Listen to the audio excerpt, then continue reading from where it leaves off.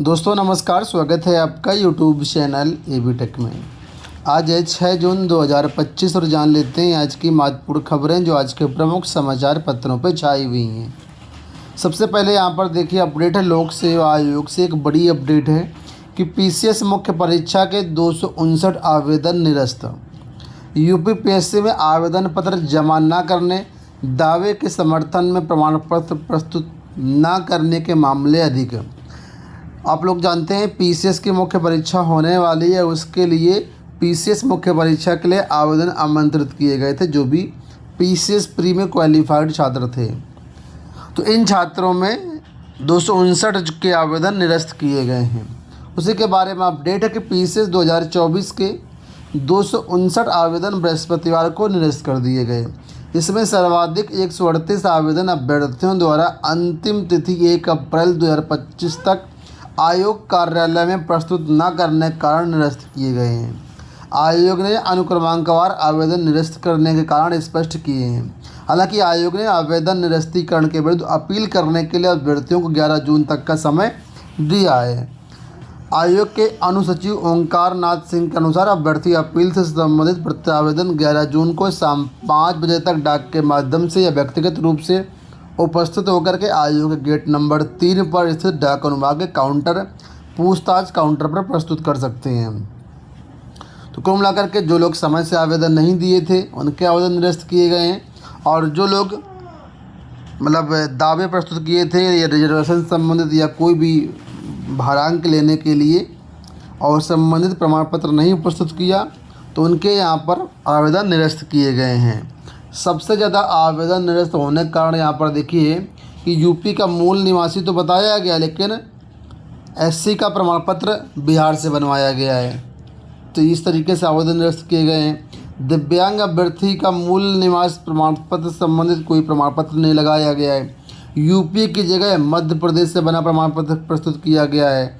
Online आवेदन में किए गए ईडब्ल्यूएस श्रेणी का दावा, लेकिन प्रमाण पत्र प्रस्तुत नहीं किया गया है। तो ये सब कारणों से जो आवेदन है वो निरस्त किए गए हैं। ज़्यादा से कम शिक्षक वाले ज़िले में होगा तबादला।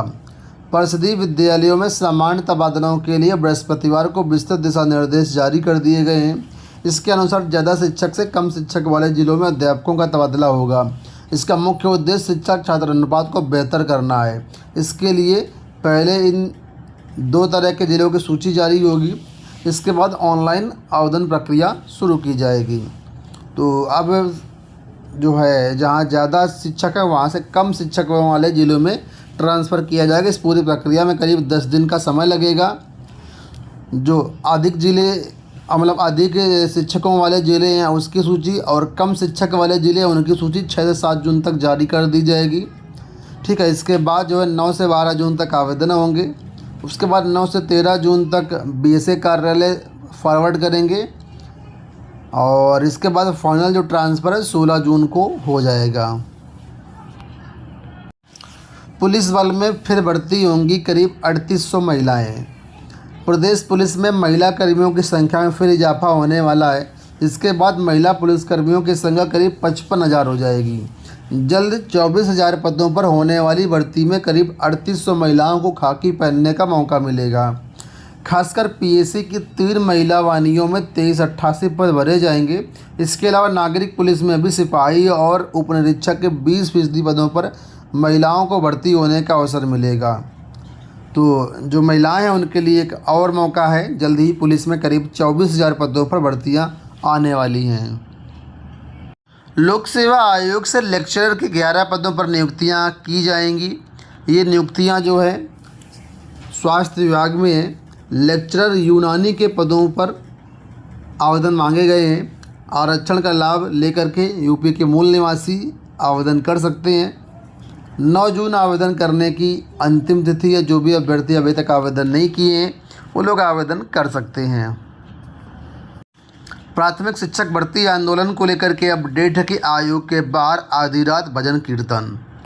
परिषदीय प्राथमिक स्कूलों में नई शिक्षक भर्ती की मांग को लेकर के डीएलएड प्रशिक्षित और टीईटी सीटेट पास अभ्यर्थियों का बेमियादी धरना गुरुवार को 9वें दिन भी जारी रहा।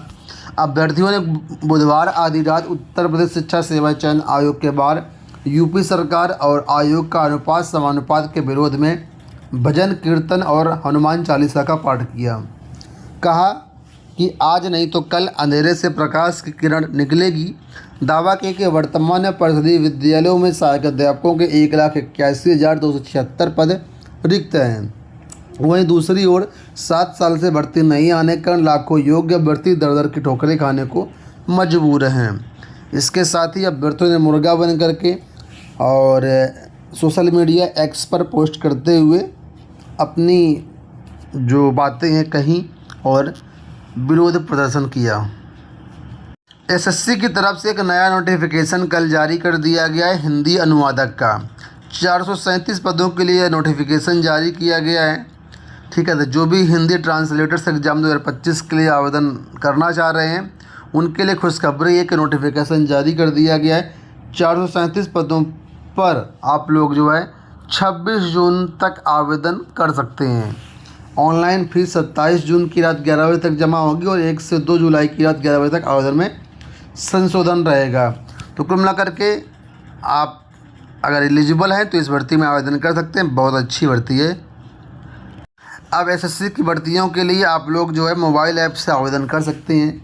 एसएससी ने नया मोबाइल ऐप जारी किया है। मोबाइल ऐप के ज़रिए आप लोग इसमें सारा काम कर सकते हैं या फिर ऑफिशियल वेबसाइट के माध्यम से भी आप फॉर्म भर सकते हैं।